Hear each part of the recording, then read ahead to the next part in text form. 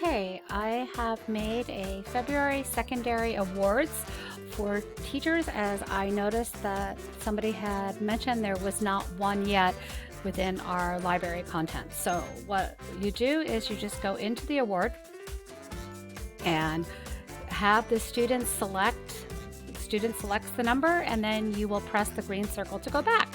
So you have your numbers 1 through 10. Student may choose number 5, and it pops up with the hearts and says, oh, you're so smart, and then go back. They press another one.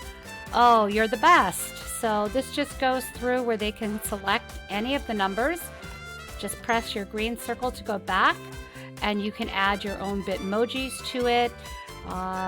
I didn't add them to this one that I'm sharing because I wanted everyone to be able to personalize their own work. So there are 10 unique photos if you go through them. And then you also can change and write what you would like to write to the students. I hope you like this. This is the February secondary reward system with a lot of hearts. And that's how to use it. Have a wonderful day, and please don't forget to subscribe and like my channel. Have a great day. Bye.